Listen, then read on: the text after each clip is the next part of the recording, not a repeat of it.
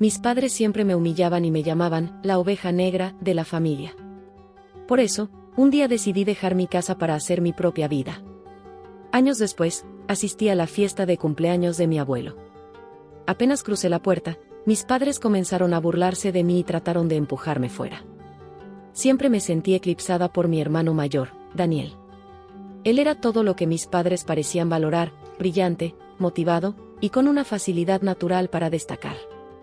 Yo, en cambio, era lo opuesto. Luchaba por concentrarme, procrastinaba constantemente y olvidaba cosas importantes.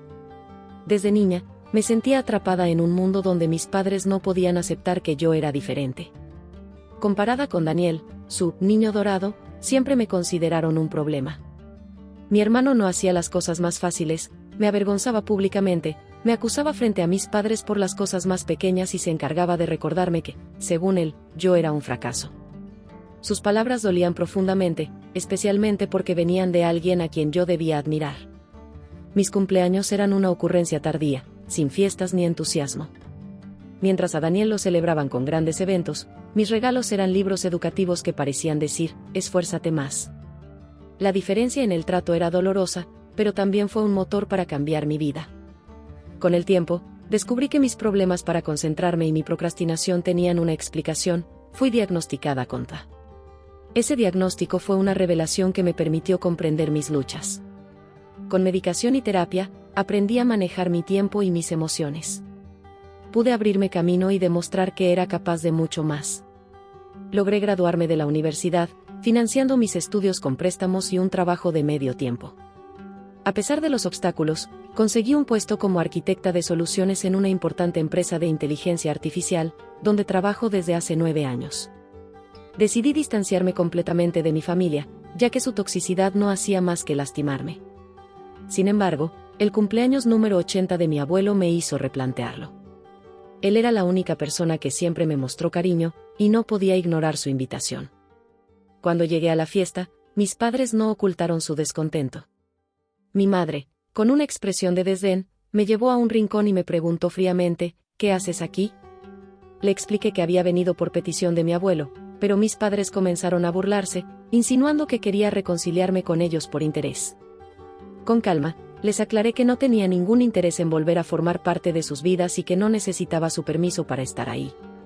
Después de ese desagradable encuentro, decidí hacer algo que llevaba años posponiendo, contar mi verdad. Frente a todos los invitados, levanté mi copa y hablé.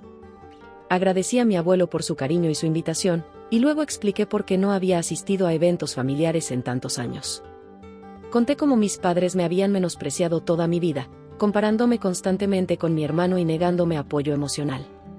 Describí mis esfuerzos por salir adelante, construir mi carrera y encontrar felicidad a pesar de su rechazo. La reacción de la familia fue mixta. Algunos me abrazaron, mostrando su apoyo, mientras que otros parecían incómodos o incrédulos. Mis padres, en cambio, no pudieron ocultar su vergüenza. Poco después, abandonaron la fiesta sin decir palabra. Mi abuelo, visiblemente molesto, se acercó a mí y me pidió disculpas por no haber intervenido antes. Esa conversación fue un cierre emocional para mí. En los días siguientes, recibí mensajes de familiares que nunca antes se habían preocupado por mí. Algunos me expresaron su arrepentimiento por no haber visto lo que pasaba, mientras que otros me felicitaron por mi valentía. Pero no todos estuvieron de acuerdo con mi decisión de hablar públicamente, algunos sugirieron que debía haber manejado el tema en privado. Unos días después, mi hermano Daniel me llamó furioso. Me acusó de arruinar la imagen de la familia y de actuar por venganza. Sus palabras eran las mismas de siempre, cargadas de desprecio, pero esta vez no me quedé callada. Le expliqué que no buscaba destruir a nadie, solo contar mi historia y liberarme del peso de años de humillaciones. No tienes derecho a exigirme disculpas. Si mis palabras los lastimaron, es porque saben que son ciertas, le respondí antes de colgar la llamada y bloquear su número. Ese capítulo marcó un antes y un después en mi vida. Por primera vez, sentí que era libre de las expectativas y críticas que me habían perseguido toda mi vida. Finalmente, estaba en paz conmigo misma. En los meses siguientes al incidente, comencé a reconstruir mi relación con algunos miembros de mi familia. Mis primos, especialmente, se mostraron más interesados en mi vida. Me buscaron no solo para disculparse, sino también para conocer más sobre lo que había logrado.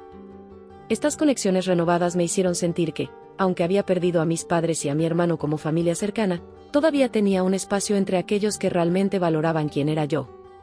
Sin embargo, también me enfrenté a críticas. Algunos familiares, especialmente los más cercanos a mis padres, insistieron en que mi discurso había sido innecesario y que había arruinado la paz familiar. No me importó. Sabía que esas palabras venían de personas que no entendían la magnitud de lo que había soportado. Durante años, me callé para no causar problemas, pero esa noche fue el momento de romper el silencio. En el trabajo, mi vida siguió avanzando. Había obtenido un ascenso recientemente y estaba liderando un proyecto importante relacionado con inteligencia artificial en la empresa. Este proyecto no solo me llenaba de orgullo, sino que también me mostraba que era capaz de cosas grandes, más allá de las limitaciones que otros me habían impuesto. También estaba planeando una pequeña celebración con mis amigos más cercanos, quienes se habían convertido en mi familia escogida. Un día, recibí una carta inesperada. Era de mi madre. Al principio, dudé si abrirla o simplemente tirarla, pero la curiosidad pudo más. En la carta, mi madre se disculpaba, aunque de una manera fría y distante. Admitía que quizás no habían sido justos conmigo, pero también justificaba muchas de sus acciones diciendo que solo querían lo mejor para mí. No pude evitar sentir que la carta era más un intento de limpiar su conciencia que un verdadero arrepentimiento. No respondí. No estaba lista para abrir esa puerta de nuevo, al menos no todavía. Por otro lado, la relación con mi abuelo se fortaleció. Comenzamos a hablar más a menudo y a compartir recuerdos del pasado. Su apoyo y cariño incondicional siempre estuvieron ahí, aunque antes no lo había notado con claridad.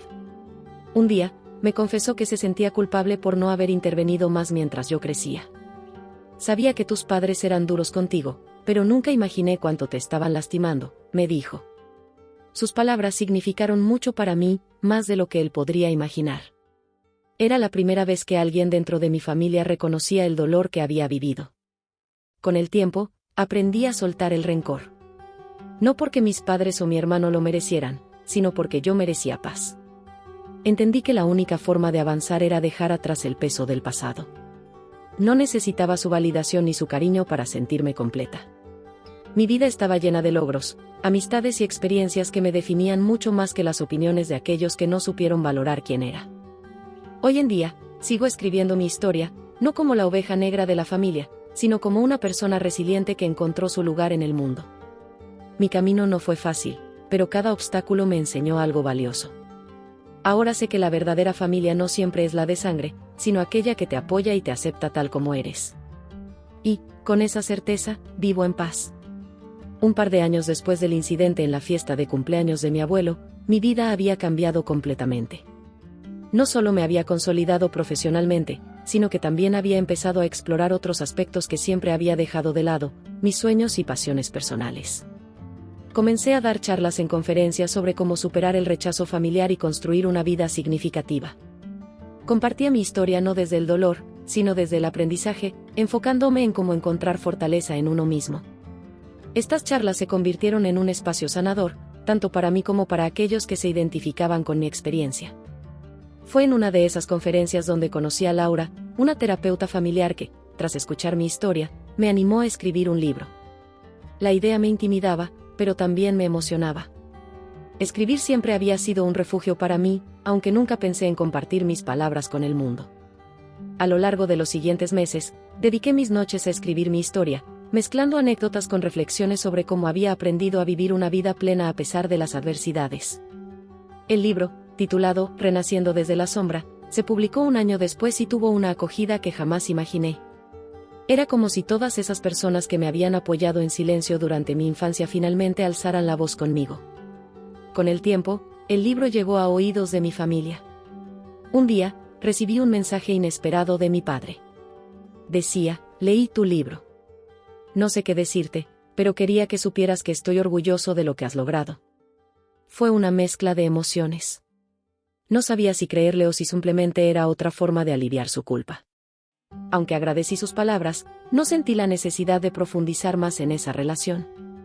Había aprendido a no esperar de ellos lo que no podían dar. Por otro lado, mi relación con mi abuelo se fortaleció aún más. Él fue uno de los primeros en comprar mi libro y lo llevaba consigo a todos lados. Un día me llamó para decirme, gracias por contar tu verdad. Estoy seguro de que ayudarás a mucha gente, y para mí, eso te hace más valiosa que cualquier logro académico. Sus palabras quedaron grabadas en mi corazón. Mientras tanto, mi hermano Daniel permanecía distante. Nunca se disculpó, ni siquiera después de que su actitud hacia mí quedara expuesta. Según me contaron algunos familiares, estaba molesto porque sentía que yo exageraba las cosas en mi libro. A pesar de eso, no me afectó. Sabía que no podía controlar cómo él percibía mi historia, pero sí podía decidir cómo respondía a su negatividad, con indiferencia. En un giro inesperado, mis padres intentaron reavivar el contacto conmigo a través de mi abuelo. Querían organizar una reunión familiar para hablar, pero yo no estaba lista. Mi abuelo me dijo algo que me ayudó a tomar una decisión: reconciliarse no significa olvidar lo que pasó, sino decidir cómo quieres que sea tu relación a partir de ahora. Finalmente accedí a verlos, pero con una condición: la conversación tenía que ser honesta, sin excusas ni justificaciones. Cuando nos sentamos a hablar, mi madre comenzó diciendo que lamentaba haberme tratado como una decepción durante tantos años. Mi padre, con más dificultad, admitió que nunca había sabido cómo lidiar con alguien que no cumplía sus expectativas y que había sido injusto al compararme con Daniel. Fue un momento tenso, pero también liberador. No fue una reconciliación total, pero fue un primer paso. Hoy, mi relación con mis padres es limitada pero respetuosa. No somos cercanos, pero hemos encontrado un punto de entendimiento donde podemos comunicarnos sin herirnos. Con Daniel, la relación sigue siendo inexistente, y estoy en paz con ello. Algunas heridas no se pueden sanar, pero eso no significa que deban definirte. Ahora, miro hacia el futuro con optimismo. Mi historia no es perfecta, pero es mía, y estoy orgullosa de lo lejos que he llegado. La vida me enseñó que no importa cuán profunda sea la sombra en la que te encuentres, siempre puedes renacer.